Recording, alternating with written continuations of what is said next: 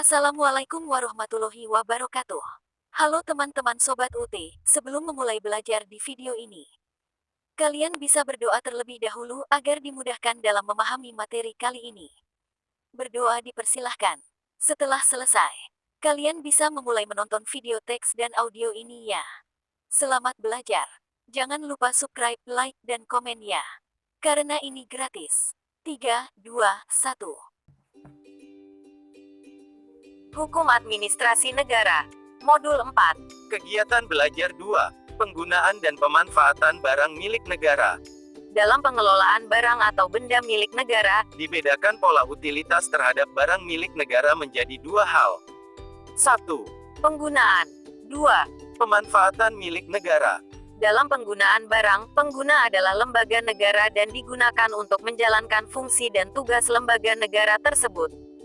Sementara itu, untuk pemanfaatan barang milik negara, pemanfaatannya dilakukan di luar tugas pokok fungsi kementerian ataupun lembaga negara tersebut. Misalnya, gedung pertemuan yang dimiliki oleh sebuah kementerian bukanlah satu barang milik negara yang pemanfaatannya berkaitan langsung dengan tugas pokok fungsi dari kementerian atau lembaga tersebut. Lain halnya dengan peralatan bulldozer yang dimiliki oleh Kementerian Pekerjaan Umum. Bulldozer tersebut merupakan peralatan yang secara langsung disebut sebagai sarana untuk melaksanakan tugas pokok fungsi dari Kementerian Pekerjaan Umum. Dalam pemanfaatan barang Milik negara, pemakainya bisa saja pihak ketiga yang bukan pengguna barang, yakni pejabat pemegang kewenangan penggunaan barang milik negara.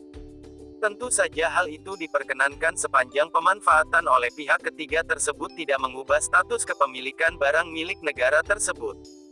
dalam pemanfaatan barang Milik negara yang digunakan oleh pihak ketiga tersebut, ada beberapa pola yang dapat digunakan sebagaimana diatur dalam Peraturan Menteri Keuangan RI Nomor 96 PMK 06/2007. 1. Sewa. 2. Pinjam pakai. 3.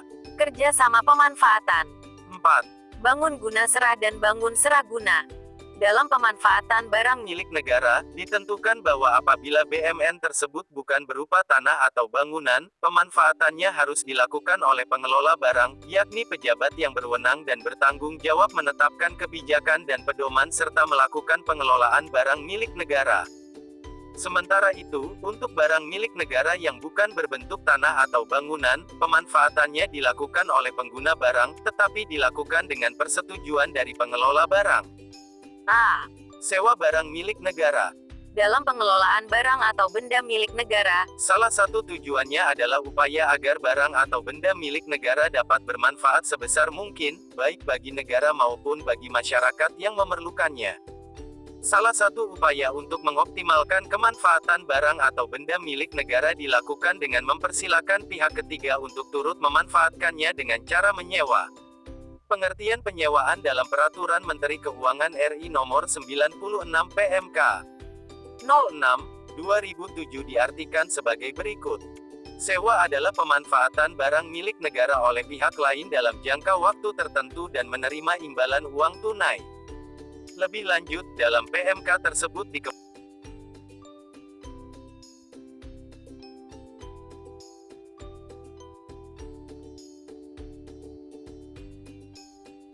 96 PMK 06/2007.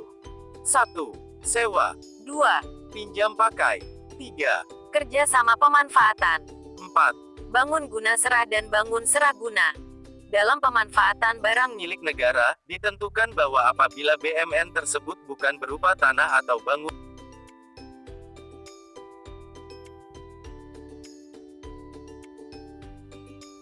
dalam pengelolaan barang atau benda milik negara, salah satu tujuannya adalah upaya agar barang atau benda milik negara dapat bermanfaat sebesar mungkin, baik bagi negara maupun bagi masyarakat yang memerlukannya. Salah satu upaya untuk mengoptimalkan kemanfaatan barang atau benda milik negara dilakukan dengan mempersilakan pihak ketiga untuk turut memanfaatkannya dengan cara menyewa. Pengertian penyewaan dalam Peraturan Menteri Keuangan RI Nomor 96 PMK 06/2007 diartikan sebagai berikut. Sewa adalah pemanfaatan barang milik negara oleh pihak lain dalam jangka waktu tertentu dan menerima imbalan uang tunai. Lebih lanjut, dalam PMK tersebut dikemukakan bahwa dasar pemikiran penyewaan barang atau benda milik negara dilaksanakan untuk dapat mengoptimalkan pemanfaatan barang milik negara yang belum tidak dipergunakan dalam pelaksanaan tugas pokok dan fungsi penyelenggaraan pemerintahan, menunjang pelaksanaan tugas pokok dan fungsi kementerian, lembaga, atau mencegah penggunaan barang milik negara oleh pihak lain secara tidak sah. Praktik persewaan barang milik negara, selain mempunyai efek kepada pemanfaatan atas barang tersebut, tetapi juga mempunyai makna ekonomi, khususnya berkaitan dengan pendapatan yang bersumber dari hasil sewa atas barang milik negara tersebut, menjadi salah satu sumber penerimaan negara bukan pajak atau PNBP. Pada masa pola pemerintahan modern saat ini, kebijakan persewaan BMN sangat lazim dilakukan oleh berbagai negara guna menambah pendapatan negara dalam membiayai jalannya pemerintahan sehari-hari. Dalam proses persewaan barang milik negara, pihak penyewa BMN tersebut dapat berasal dari berbagai pihak, seperti 1. Badan usaha milik negara. 2. Badan usaha milik daerah. 3. Badan hukum lainnya. 4. Perorangan.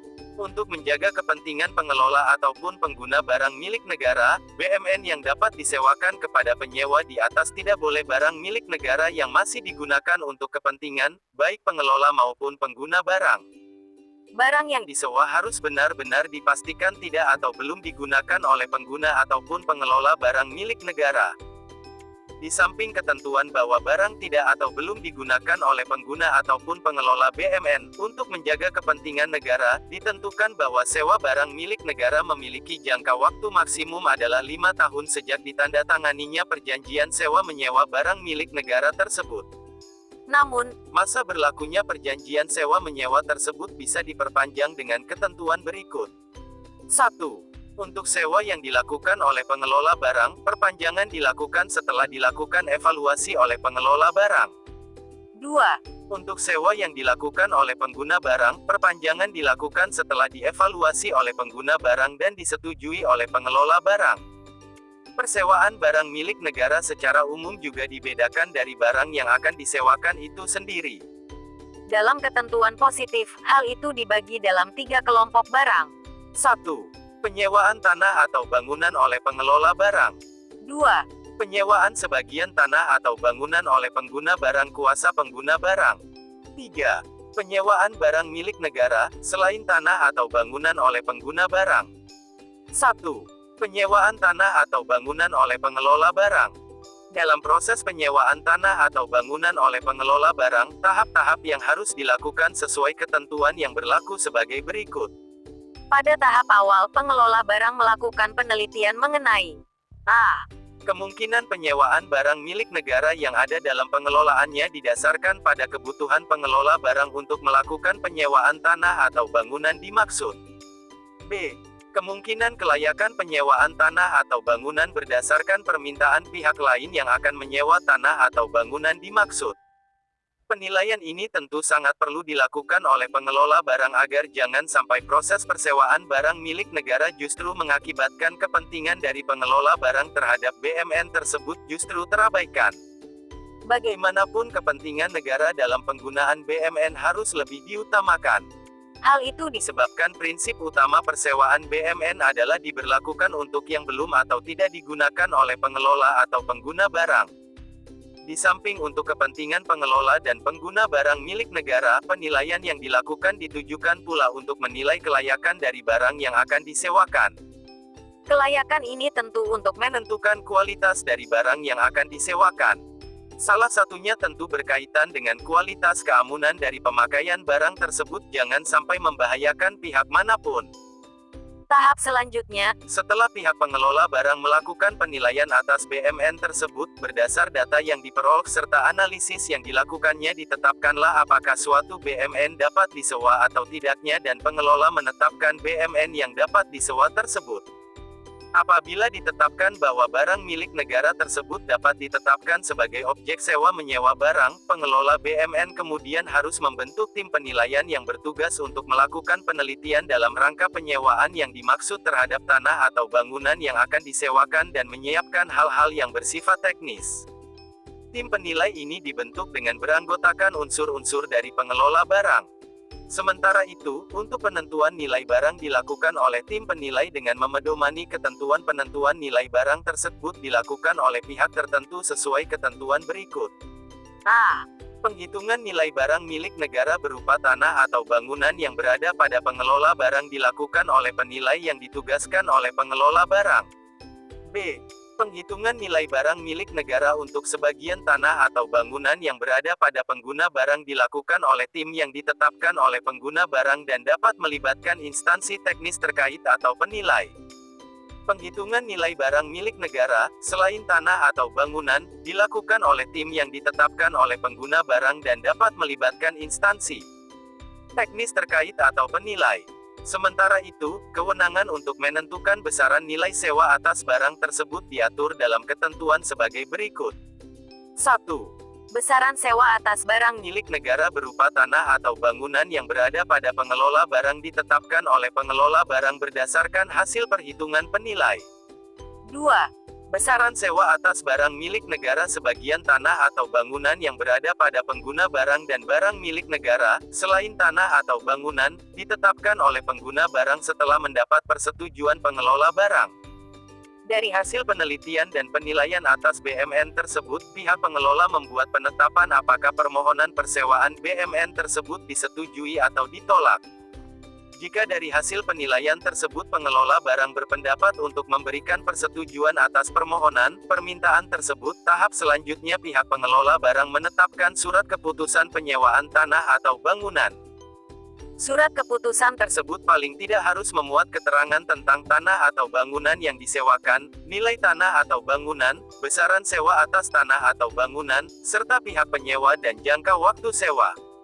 Khusus untuk penentuan nilai sewa suatu BMN oleh pengelola barang, dilakukan dengan mengacu pada ketentuan lampiran 2A Permenkes nomor 96 PMK 06/2007 yang mengatur bahwa formula penentuan tarif sewa BMN dibedakan antara tanah kosong dan tanah yang ada bangunannya. Khusus untuk tanah kosong, formula penentuan tarifnya menggunakan rumus sebagai berikut.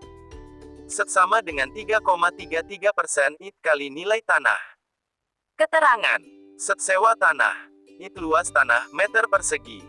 Nilai tanah berdasarkan hasil penilaian dengan estimasi terendah menggunakan NJOP per meter persegi. Sementara itu, untuk sewa tanah beserta bangunan di atasnya, formula penentuan tarif sewa mengacu pada ketentuan lampiran 2A Permenkes nomor 96 PMK 06/2007 sebagai berikut. STB 3,33% nilai tanah plus 6,64% LBX SNAP. Keterangan. LEP sama dengan luas lantai bangunan, meter per AEG.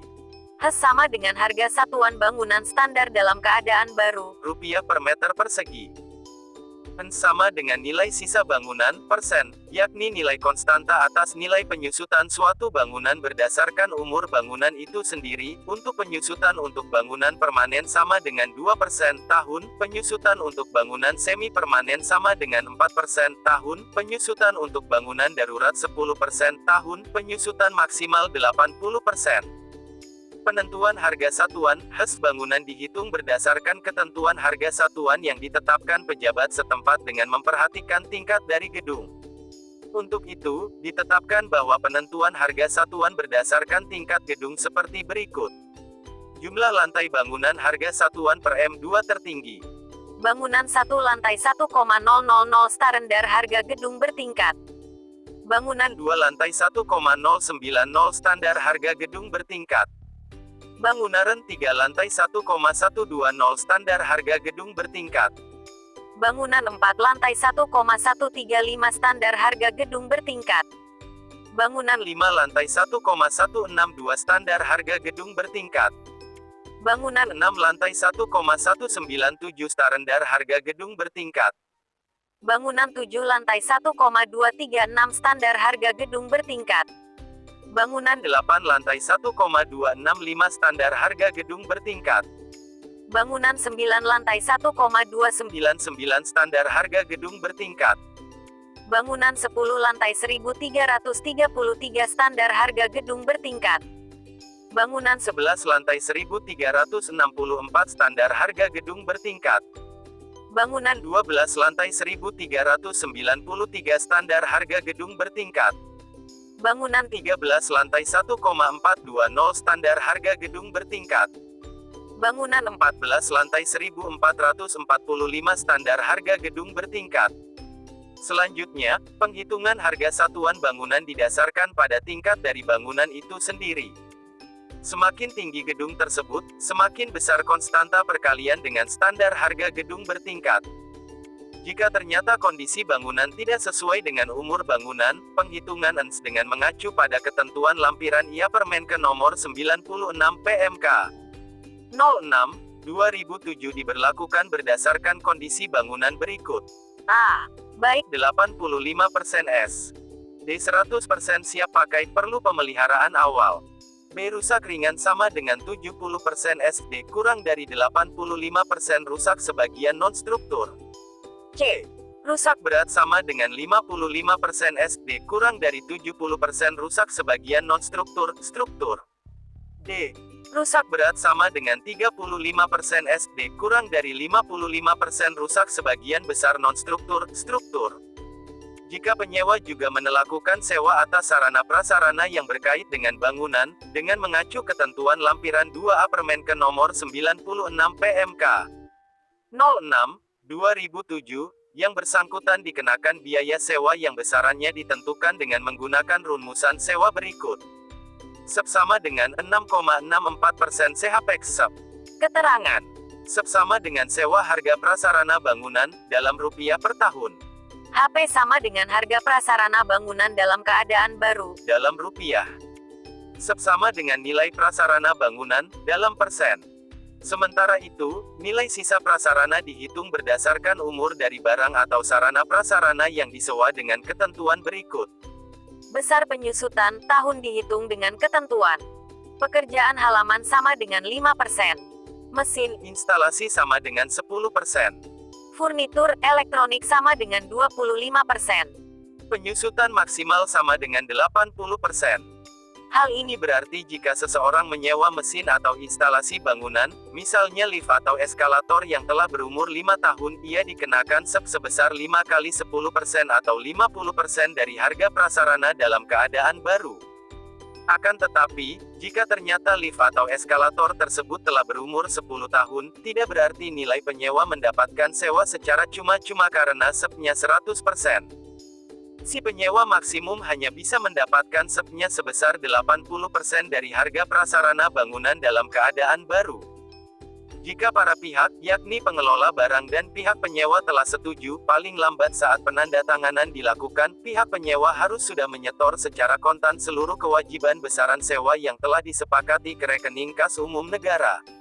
Pihak pengelola dan penyewa barang kemudian menandatangani perjanjian sewa menyewa barang tersebut.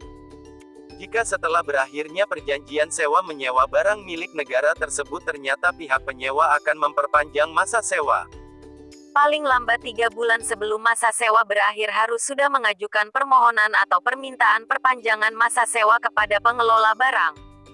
2. Penyewaan sebagian tanah atau bangunan oleh pengguna barang, kuasa pengguna barang. Dalam pola sewa menyewa barang milik negara yang berupa bangunan atau bangunan oleh pengguna barang, kuasa pengguna barang, tidak selamanya tanah atau bangunan itu disewakan semuanya. Akan tetapi, sering terjadi proses sewa BMN hanya mencakup sebagian dari tanah atau bangunan. Sebelum mengulas lebih jauh mengenai sewa sebagian BMN oleh pengguna BMN atau kuasa pengguna BMN, perlu diketahui dahulu yang dimaksud dengan pengguna barang pejabat pemegang kewenangan penggunaan barang milik negara. Sementara itu, pengertian kuasa pengguna barang adalah kepala satuan kerja atau pejabat yang ditunjuk oleh pengguna barang untuk menggunakan barang yang berada dalam penguasaannya dengan sebaik-baiknya. Proses sewa menyewa untuk sebagian tanah atau bangunan oleh pengguna barang kuasa pengguna barang dimulai dengan pengajuan usul dari pengguna barang kepada pengelola barang untuk menyewakan sebagian tanah atau bangunan kepada pihak ketiga. Permohonan yang diajukan oleh pengguna barang tersebut tentunya diikuti dengan lampiran berkas yang berkaitan dengan keterangan atas benda yang akan disewakan tersebut. Hal tersebut meliputi A. Bukti kepemilikan. B. Gambar lokasi, luas yang akan disewakan. C. Nilai perolehan dan NJOP tanah atau bangunan. D. data transaksi sebanding Dan sejenis. E. calon penyewa. F. Nilai sewa. G. Jangka waktu penyewaan. Atas permohonan yang diajukan pengguna barang kepada pihak pengelola barang tersebut, pihak pengelola barang melakukan tindakan penelitian atas barang yang akan disewakan tersebut. Hal ini bertujuan untuk Memverifikasi kebenaran data yang diberikan dan kondisi nyata dari barang tersebut serta menaksir nilai sesungguhnya dari barang tersebut. Dari hasil penelitian dan verifikasi yang dilakukan oleh pengelola barang terhadap barang yang akan disewakan tersebut, pengelola dapat memutuskan untuk menyetujui permohonan sewa tersebut ataupun tidak menyetujui permohonan yang diajukan pengguna barang. Jika pengelola barang tidak menyetujui permohonan sewa barang tersebut, pihak pengelola barang wajib memberitahukan alasan atas penolakan tersebut. Jika pihak pengelola barang, setelah melakukan penelitian dan verifikasi ternyata mengambil kesimpulan menyetujui permohonan sewa yang diajukan pengguna barang, pihak pengelola barang akan menerbitkan surat persetujuan sewa sebagian tanah atau bangunan oleh pengguna barang, kuasa pengguna barang. surat keputusan Persetujuan sewa barang yang dibuat oleh pihak pengelola barang tersebut sekurang-kurangnya harus memuat A. tanah atau bangunan yang disewakan. B. Nilai tanah atau bangunan. C. Pihak penyewa. D. Nilai sewa. E. Jangka waktu sewa. Untuk menindaklanjuti persetujuan sewa barang yang diterbitkan oleh pihak pengelola barang, pada tahap selanjutnya pengguna barang menerbitkan surat keputusan pelaksanaan sewa barang tersebut yang sekurang-kurangnya harus memuat hal-hal. A. Tanah atau bangunan yang akan disewakan. B. Besaran tarif sewa. C. Calon penyewa. D. Jangka waktu sewa. Setelah dibuatnya surat keputusan pelaksanaan sewa yang diterbitkan oleh pengguna barang tersebut, pihak penyewa diberitahukan untuk segera menyetorkan secara tunai dan lengkap seluruh biaya sewa sebagaimana telah ditetapkan dalam surat keputusan pelaksanaan sewa ke rekening kas umum negara serta menyerahkan bukti setor tersebut kepada pengguna barang. Pihak pengguna barang Dan penyewa menyusun perjanjian sewa menyewa barang yang harus memuat hal-hal yang berkaitan dengan hak serta kewajiban para pihak dalam perjanjian tersebut. Setelah membaca dan memahami isi perjanjian tersebut, pihak pengguna barang, kuasa pengguna barang dan pihak penyewa dapat menandatangani perjanjian sewa menyewa barang tersebut di atas materai. Setelah ditandatanganinya perjanjian sewa menyewa antara pihak pengguna barang, kuasa pengguna barang dan pihak pengguna barang wajib melaporkannya kepada pihak pengelola barang tentang telah dilakukannya penandatanganan perjanjian tersebut. Di samping itu, laporan tersebut juga dilampiri. A. Bukti setor. B. Perjanjian sewa menyewa. Jika hampir berakhirnya masa perjanjian sewa yang telah ditandatanganinya ternyata pihak penyewa hendak memperpanjang masa sewa, permohonan itu harus diajukan paling lambat 3 bulan sebelum masa berlakunya perjanjian sewa menyewa barang milik negara tersebut berakhir. Hal itu disebabkan dibutuhkannya waktu untuk pengurusan administrasi serta untuk menghindari masa kekosongan dari pengelolaan barang tersebut yang tentu akan sangat merugikan, baik penyewa barang maupun pihak pengguna barang. Penyewaan barang milik negara selain tanah atau bangunan oleh pengguna barang pemerintah dalam upaya memanfaatkan barang milik negara dapat pula menyewakan BMN, selain tanah atau bangunan yang dilakukan oleh pengguna barang kepada pihak penyewa barang.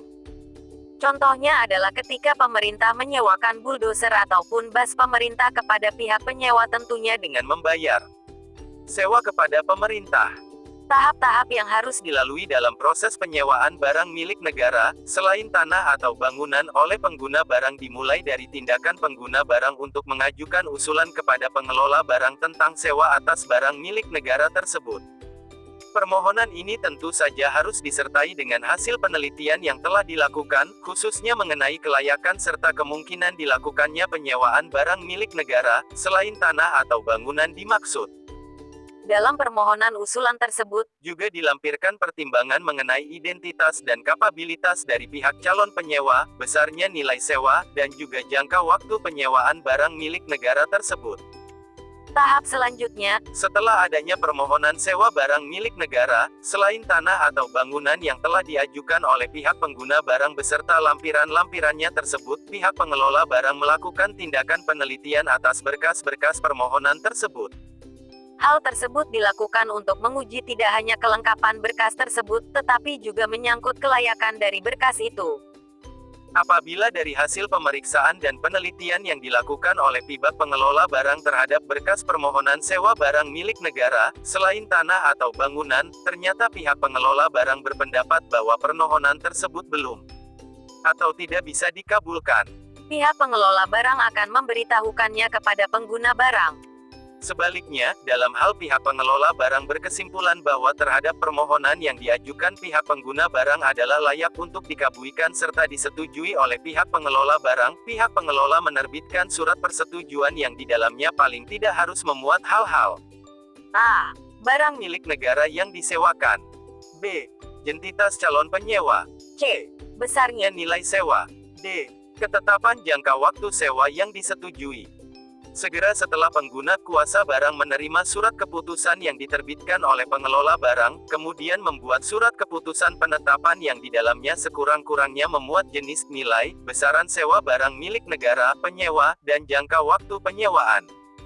Surat keputusan yang diterbitkan pengguna barang ini kemudian dijadikan dasar pembuatan perjanjian sewa menyewa. Perjanjian sewa menyewa tersebut tentu saja harus memuat secara perinci hak kewajiban para pihak, yakni pihak pengguna kuasa barang ataupun pihak penyewa barang. Paling lambat pada saat perjanjian ditandatangani, pihak penyewa barang harus sudah menyetorkan biaya sewa ke rekening kas umum negara yang besarnya sebagaimana ditetapkan dalam perjanjian sewa menyewa yang ditandatangani tersebut. Jika pihak penyewa akan memperpanjang sewa barang milik negara tersebut, pihak penyewa pada 3 bulan sebelum berakhirnya masa sewa sudah mengajukan permohonan perpanjangan sewa kepada pengguna kuasa barang untuk kemudian diproses sesuai ketentuan yang berlaku. B.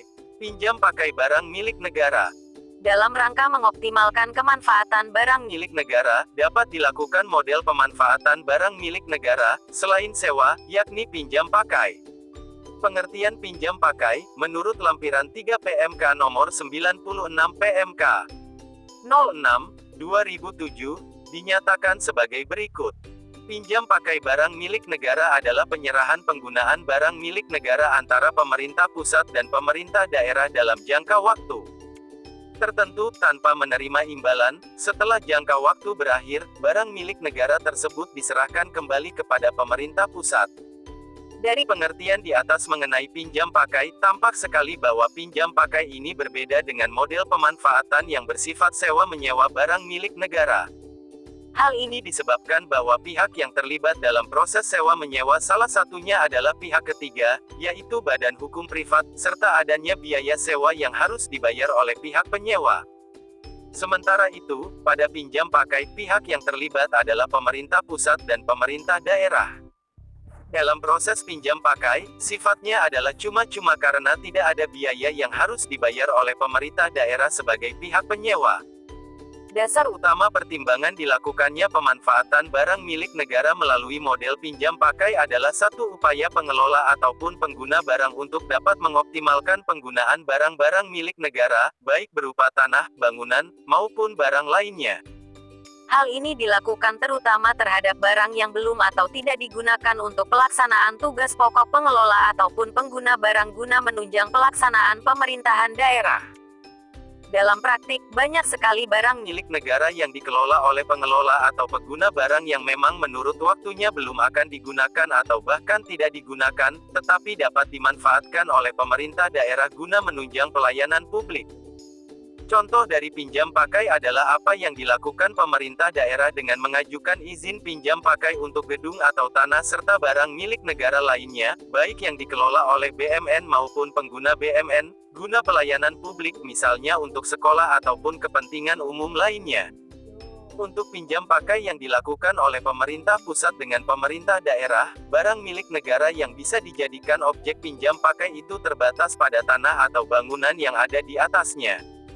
Sementara itu, untuk objek pinjam pakai barang milik negara yang dilakukan oleh pengguna BUMN dengan pemerintah daerah, tidak hanya berupa tanah atau bangunan di atasnya, tetapi dapat juga barang-barang milik negara, seperti peralatan-peralatan ataupun sarana dan prasarana, selain tanah dan bangunan. Tidaklah semua BUMN dapat dijadikan objek pinjam pakai, baik yang dilakukan oleh BUMN maupun pengguna barang. Untuk menentukan apakah suatu barang itu dapat menjadi objek pinjam pakai atau tidak dalam lampiran 3 PMK nomor 096 PMK 06/2007, telah ditetapkan parameter yang harus dipenuhi BMN yang dapat dijadikan objek pinjam pakai sebagai berikut. 1. Barang milik negara yang dapat dipinjam pakaikan harus dalam kondisi belum tidak digunakan oleh pengguna barang atau pengelola barang-barang untuk penyelenggaraan tugas pokok dan fungsi pemerintahan. 2. Tanah atau bangunan yang dapat dipinjam pakaikan pengelola barang meliputi tanah atau bangunan yang berada pada pengelola barang yang seluruhnya belum tidak digunakan untuk kepentingan penyelenggaraan pemerintahan. 3. Tanah atau bangunan yang dapat dipinjam pakaikan pengguna barang merupakan sebagian tanah atau bangunan yang merupakan sisa dari tanah atau bangunan yang sudah digunakan oleh pengguna barang dalam rangka penyelenggaraan tugas pokok dan fungsinya.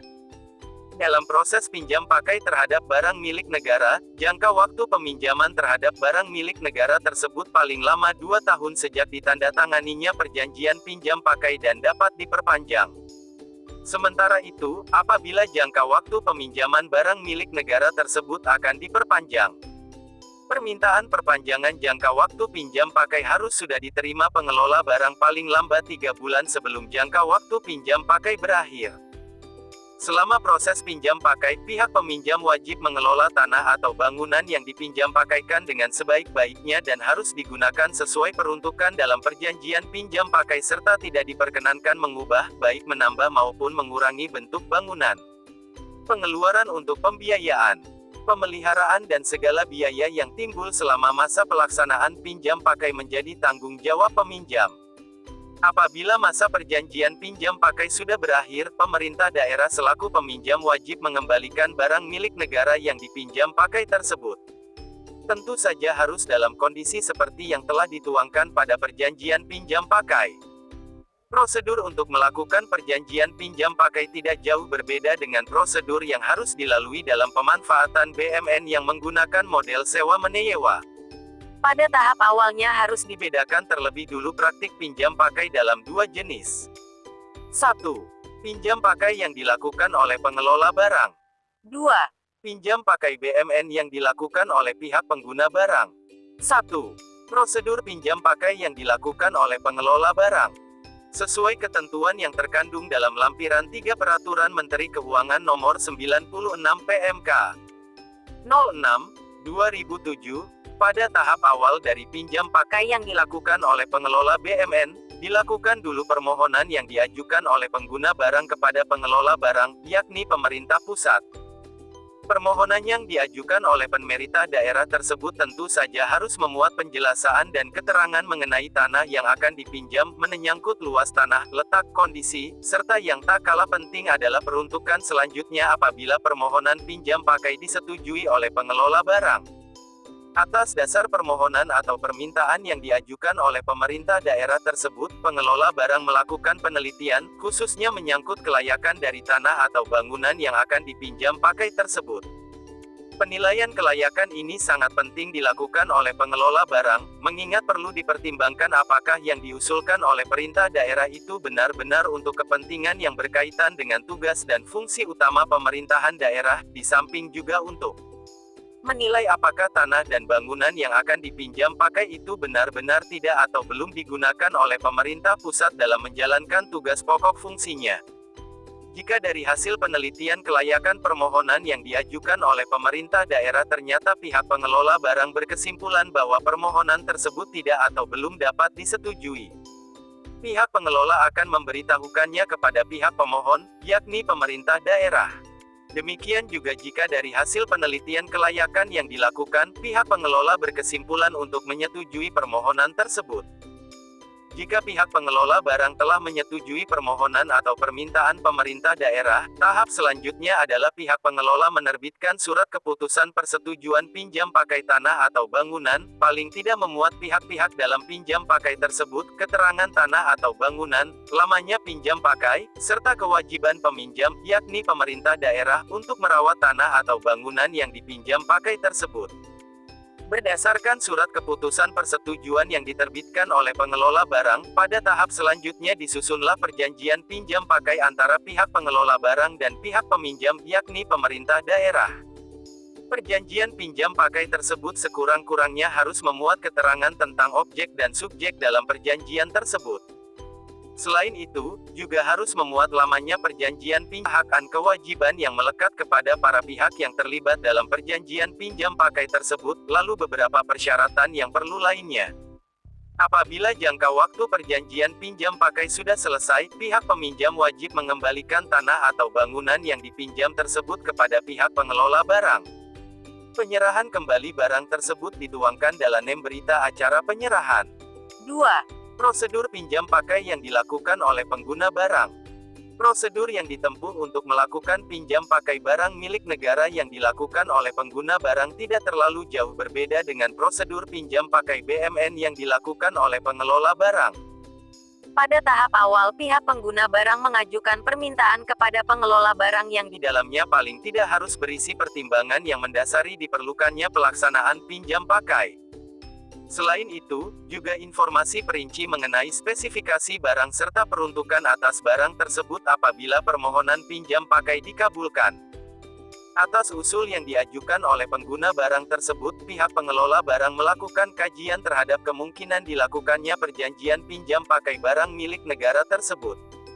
Berdasarkan kajian atas data yang ada serta usulan dari pengguna barang, pihak pengelola barang dapat memberikan penolakan ataupun persetujuan atas usulan dari pihak pengguna barang. Jika berdasarkan kajian yang dilakukan pengelola barang ternyata usulan yang diajukan pengguna barang tersebut ditolak, penolakan itu harus diberitahukan kepada pihak pengguna barang beserta alasannya. Sementara itu, apabila pihak pengelola barang berkesimpulan bahwa permohonan yang diajukan pengguna barang tersebut layak untuk disetujui, persetujuan tersebut harus dituangkan dalam surat keputusan persetujuan yang sekurang-kurangnya harus memuat A. Pihak yang akan meminjam pakai. B. Barang yang akan menjadi Objek pinjam pakai. C. Jangka waktu peminjaman. D. Kewajiban peminjam untuk merawat barang yang dipinjam. Berdasarkan surat keputusan persetujuan yang diterbitkan oleh pihak pengelola barang, pada tahap selanjutnya pihak pengguna barang membuat surat perjanjian pinjam pakai antara pengguna barang dan pemerintah daerah. Surat tersebut tentu sekurang-kurangnya harus memuat objek dan subjek dalam perjanjian serta hak dan kewajiban para pihak yang terlibat dalam perjanjian, yakni pihak pengguna barang ataupun pihak penyewa pemerintah daerah. Dalam perjanjian pinjam pakai tersebut, juga harus diatur batas waktu berlakunya perjanjian serta kewajiban kepada pemerintah daerah untuk segera mengembalikan barang yang dipinjam pakai apabila masa berlaku perjanjian sudah berakhir. Selama proses pinjam pakai berlangsung, segala biaya yang timbul, baik langsung maupun tidak langsung, khususnya dengan pembiayaan pemeliharaan atas barang milik negara yang menjadi objek perjanjian menjadi tanggung jawab dari pihak penyewa barang. Pihak pengguna barang, setelah dilakukannya penandatanganan perjanjian pinjam pakai tersebut, wajib melaporkan kepada pengelola barang. C. Kerjasama pemanfaatan barang milik negara. Pola lain dalam hal pemanfaatan barang milik negara dapat pula dilakukan melalui model kerjasama pemanfaatan barang milik negara. Pengertian kerjasama pemanfaatan barang milik negara, menurut lampiran 4 Peraturan Menteri Keuangan Nomor 96 PMK 06/2007, sebagai berikut.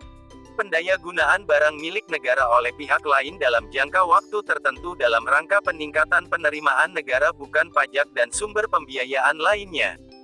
Dari pengertian di atas, tampak sekali bahwa motivasi utama dalam proses kerjasama pemanfaatan barang milik negara adalah sisi keuntungan finansial guna memenuhi penerimaan negara bukan pajak PNBP, dan bukan dari sisi tujuan pemanfaatan barang itu sendiri.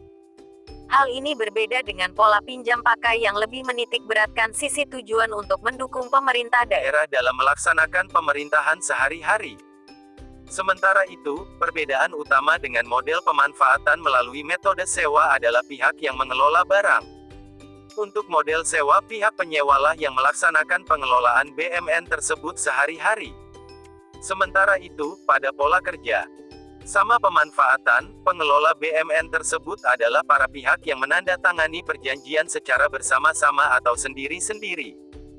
Dalam pemanfaatan barang milik negara melalui model kerjasama pemanfaatan, barang yang dapat dijadikan objek perjanjian kerjasama pemanfaatan meliputi tanah, bangunan ataupun barang-barang lain, di samping tanah atau bangunan, baik yang dikelola oleh pengelola barang maupun yang pemanfaatannya dilakukan oleh pengguna barang. Barang-barang tersebut dalam tenggat yang tertentu sedang tidak digunakan sehingga untuk kekosongan waktu tersebut dapat dilakukan kerjasama pemanfaatan barang, seperti kerjasama pemanfaatan lapangan olahraga, gedung kesenian, dan lainnya. Dasar pertimbangan Dilaksanakan pemanfaatan dengan model kerjasama pemanfaatan adalah mengoptimalkan pemanfaatan barang milik negara yang tidak atau belum dipergunakan dalam tugas pokok pemerintahan. Hal ini guna meningkatkan penerimaan negara serta mengamankan barang Milik negara dari penggunaan atau pemanfaatan barang milik negara tanpa dasar hukum yang jelas.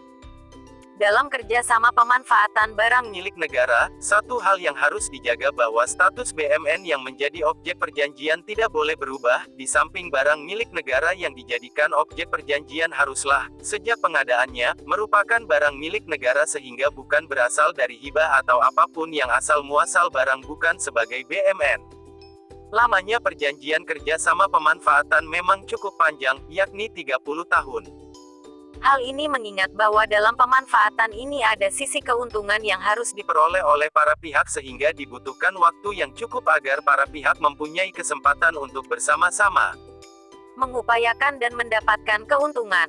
Dalam pemanfaatan barang melalui kesepakatan kerjasama, menurut lampiran 4 Peraturan Menteri Keuangan Nomor 96 PMK 06/2007, subjek-subjek perjanjian yang terlibat dapat dikelompokkan berdasarkan objek barang yang ada dalam perjanjian tersebut.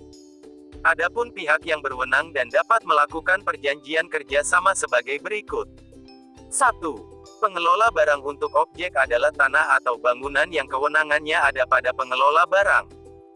2. Pengguna barang dengan persetujuan pengelola barang. A. Sebagian tanah atau bangunan yang berlebih dari tanah atau bangunan yang sudah digunakan oleh pengguna barang dalam rangka penyelenggaraan tugas pokok dan fungsinya. B. Barang milik negara, selain tanah atau bangunan.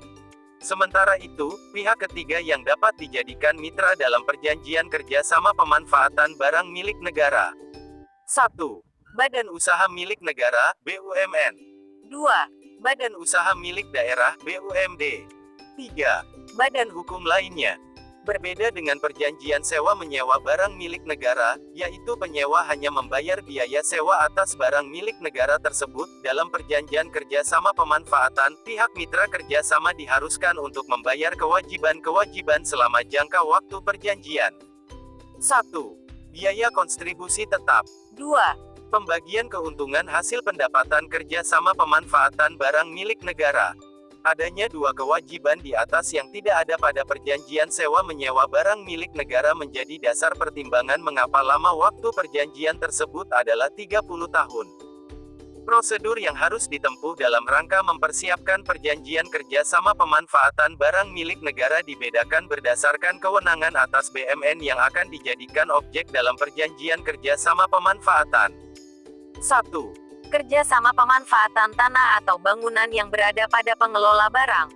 Berbeda dengan pola sewa ataupun pinjam pakai yang dimulai dengan adanya usulan dari pengguna barang untuk melakukan perjanjian sewa dan perjanjian pinjam pakai.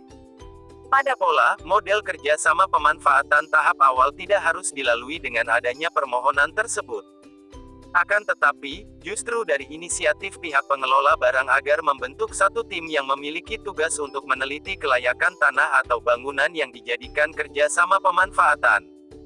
Tim yang dibentuk pengelola barang tersebut juga bertugas untuk mempersiapkan hal-hal yang bersifat teknis serta melakukan pemilihan mitra kerjasama pemanfaatan. Sebelum sampai pada tahap pembuatan perjanjian, barang milik negara yang akan dijadikan objek kerjasama harus dinilai dahulu. Proses penilaian tersebut dilakukan oleh satu tim penilai yang ditugaskan oleh pihak pengelola barang. Dari hasil penilaian barang tersebut, kemudian dilakukan penaksiran besarnya kontribusi tetap yang harus dibayar mitra kerja. Untuk barang berupa tanah atau bangunan di bawah pengelola barang, penentuan besarnya kontribusi tetap didasarkan pada hasil keputusan tim penilai.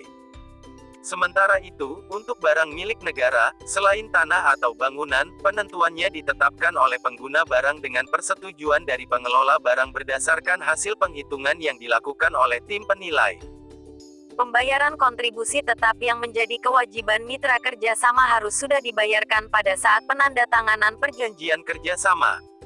Kewajiban pembayaran kontribusi tahun depan paling lambat pada tanggal 31 Maret untuk setiap tahunnya sampai berakhirnya masa perjanjian kerjasama. Sementara itu, penghitungan keuntungan atas pemanfaatan barang milik negara dalam lampiran 4 Permenkes diatur berdasarkan hasil dari tim penilai juga, yang kemudian ditetapkan oleh tim yang dibentuk oleh pengelola BMN.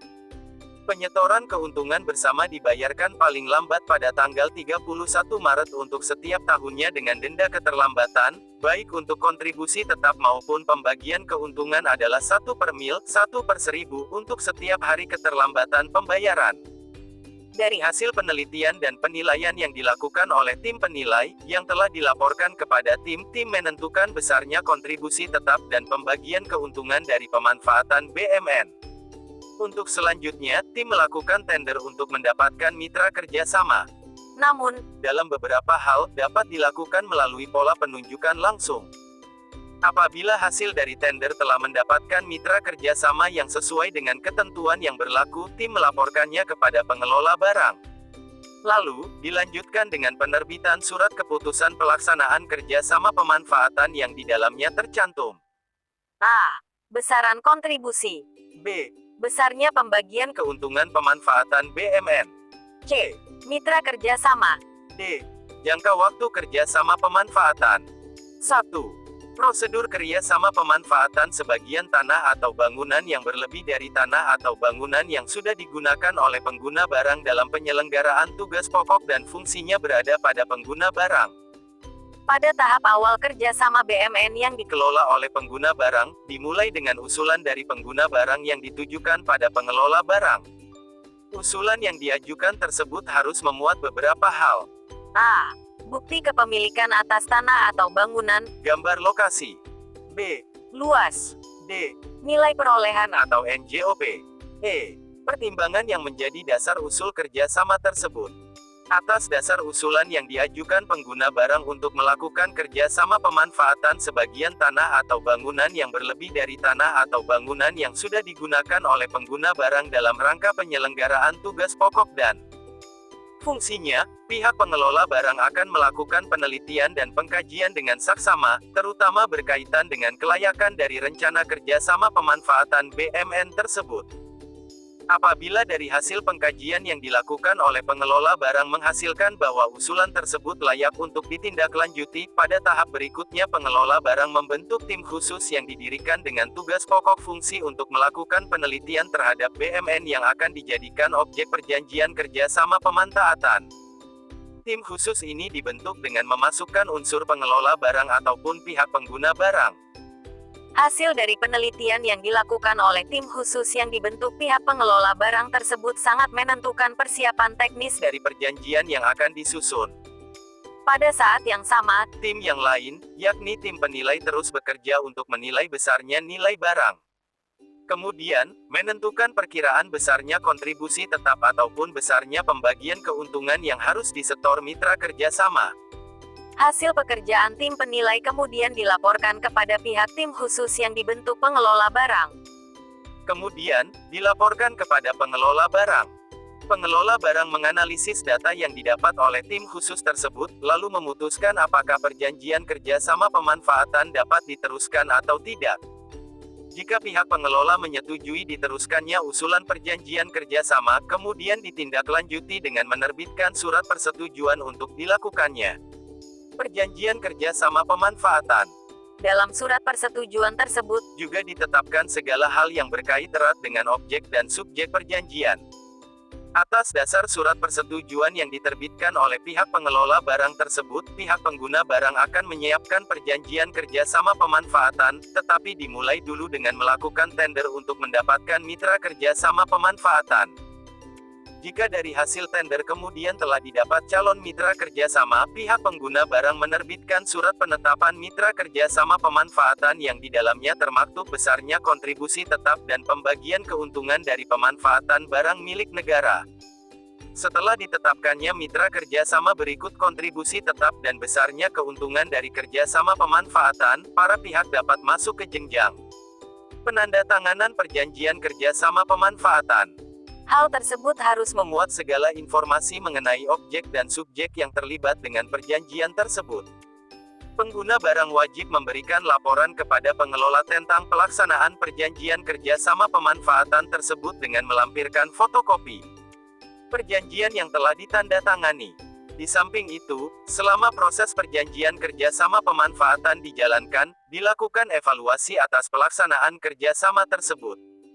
Hal ini perlu dilakukan agar jangan sampai pelaksanaan kerjasama tersebut keluar dari norma-norma yang telah disepakati dalam perjanjian. Hal yang sering terjadi adalah penggunaan atau pemanfaatan objek perjanjian untuk suatu kepentingan yang tidak sesuai dengan ketentuan peruntukan yang sudah ditetapkan dalam perjanjian. Jika terjadi pelanggaran terhadap norma ketentuan perjanjian, pihak pengguna barang berdasarkan hasil evaluasi dapat menghentikan perjanjian secara sepihak sepanjang hal tersebut telah diatur dalam ketentuan yang ada pada perjanjian kerjasama pemanfaatan. Pihak mitra kerjasama diberikan kesempatan untuk mengajukan perpanjangan kerjasama apabila masa berlakunya Perjanjian akan habis. Namun, Permohonan perpanjangan tersebut harus sudah diajukan oleh mitra kerja kepada pengguna barang paling lambat 1 tahun sebelum masa perjanjian kerjasama pemanfaatan habis masa berlakunya. D. kerjasama bangun guna serah dan bangun serah guna. Dalam proses pemerintahan sehari-hari, terkadang terdapat kebutuhan sarana prasarana gedung, bangunan yang seharusnya didirikan. Akan tetapi, karena keterbatasan anggaran atau ketiadaan anggaran untuk hal tersebut dan dalam upaya mengoptimalkan fungsi dan manfaat barang milik negara, terdapat model pemanfaatan BMN, khususnya yang berbentuk tanah ataupun lahan untuk bangunan dalam bentuk 1. Bangun guna serah BGS 2. Bangun serah guna BSG. bangun guna serah dalam lampiran 5 Peraturan Menteri Keuangan Nomor 96 PMK 06/2007 diartikan sebagai berikut. Pemanfaatan tanah milik pemerintah pusat oleh pihak lain dengan mendirikan bangunan dan latau sarana, berikut fasilitasnya kemudian didaya gunakan oleh pihak lain tersebut dalam jangka waktu tertentu yang telah disepakati. Untuk selanjutnya tanah serta bangunan dan atau sarana, berikut fasilitas FA diserahkan kembali kepada pengelola barang setelah berakhirnya jangka waktu. Dalam hal BGS ini, tampak bahwa pihak pemerintah pusat hanyalah Menyediakan lahan pembangunannya, sedangkan pihak mitra membangun sendiri gedung, bangunan beserta fasilitasnya. Setelah gedung atau bangunan itu selesai dibangun, pihak mitra diperkenankan memanfaatkannya sampai batas waktu tertentu sesuai perjanjian yang telah dibuat dan disepakati oleh para pihak. Sementara itu, untuk model bangun seraguna, menurut lampiran 5 Peraturan Menteri Keuangan Nomor 96 PMK 06/2007 diartikan sebagai berikut.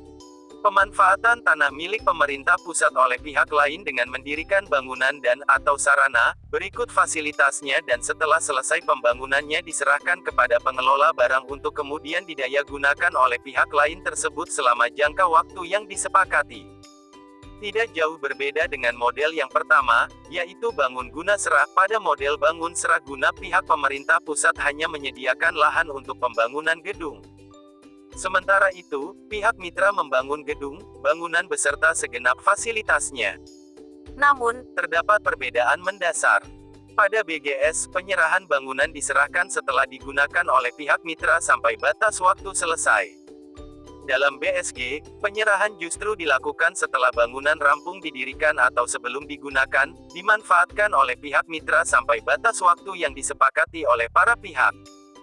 Prosedur atau tata cara pelaksanaan BGS ataupun BGS, menurut lampiran 5 Peraturan Menteri Keuangan Nomor 96 PMK 06/2007, dibedakan pada siapa pengelolaan tanah itu berada. 1. Prosedur BGS ataupun BSG atas tanah yang ada pada pengelola barang. 2. Prosedur BGS ataupun BSG atas tanah yang ada pada pengguna barang. 1. Prosedur BGS ataupun BSG atas tanah yang ada pada pengelola barang. Apabila tanah yang akan dijadikan objek perjanjian BGS ataupun BSG tersebut ada pada pengelola barang, pada tahap awal pihak pengelola barang harus menetapkan dulu lokasi tanah yang akan dijadikan objek perjanjian tersebut. Tentunya penetapan yang dilakukan oleh pihak pengelola tersebut didasarkan pada hasil studi kelayakan yang dilakukan untuk menilai layak tidaknya tanah tersebut sebagai objek perjanjian. Jika tanah yang dijadikan objek perjanjian telah ditetapkan oleh pihak pengelola, pada tahap berikutnya pihak pengelola barang membentuk tim khusus yang bertugas untuk melakukan pengkajian atas tanah tersebut. Hal tersebut meliputi A. Mempersiapkan hal-hal teknis yang berkaitan dengan perjanjian tersebut. B. Membuat perincian kebutuhan gedung dan sarananya yang akan ditenderkan. C. Membuat indikasi kebutuhan biaya yang diperlukan untuk pembangunan gedung. D. Melakukan tender untuk Menentukan calon mitra perjanjian BGS ataupun BSG. Pembentukan tim ini dapat melibatkan pihak pengelola barang, pengguna barang, ataupun personal dari instansi terkait dengan teknis pembangunan gedung yang berkompeten melalui perjanjian BGS dan BSG. Sementara itu, pengelola barang juga meminta penilai untuk menentukan kontribusi terendah yang harus dibayar oleh pihak mitra perjanjian. Setelah melakukan penelaahan untuk menentukan nilai kontribusi, penilai melaporkan hasilnya kepada tim khusus tersebut. Setelah dirasakan data yang dibutuhkan lengkap dan akurat, pihak tim khusus yang ditugaskan oleh pengelola barang melaporkan hasil kerjanya kepada pengelola barang. Kemudian, menerbitkan surat penetapan nilai tanah yang dijadikan objek perjanjian serta nilai limit terendah kontribusi yang harus dibayar oleh pihak mitra perjanjian. Atas dasar surat penetapan yang diterbitkan pihak pengelola, pada tahap selanjutnya pihak tim khusus melakukan tender untuk mencari mitra perjanjian. Apabila tender yang dilakukan sudah menghasilkan pemenang, hasil tersebut dilaporkan kepada pihak pengelola barang, kemudian diterbitkan surat penetapan pelaksanaan BGS atau BSG yang di dalamnya sekurang-kurangnya memuat A. Objek BGS atau BGS. B. Kontribusi. C. Mitra BGS atau BSG. D. Jangka waktu perjanjian BSG atau BGS.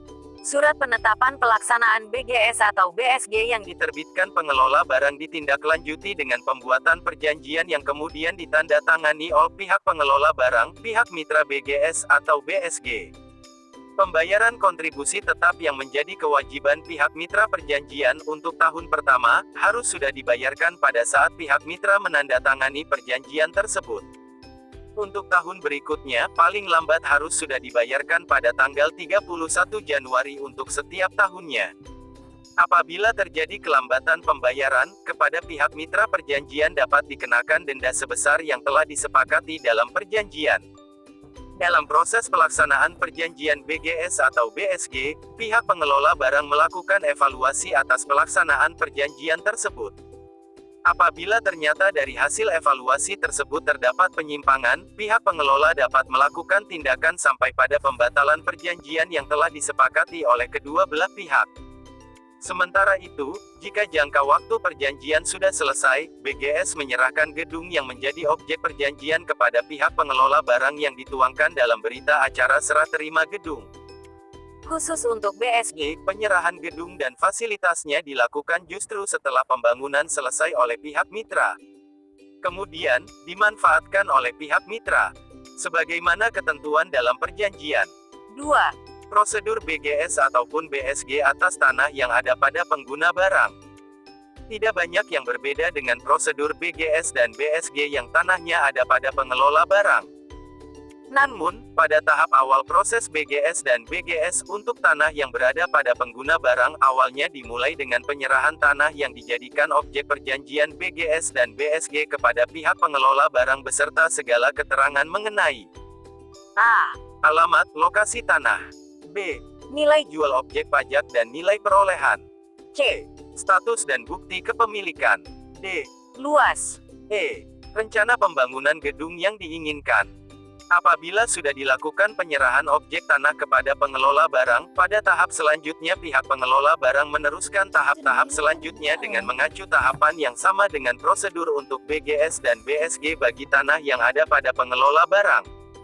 Sekian kegiatan belajar 2 pada modul 4. Terima kasih.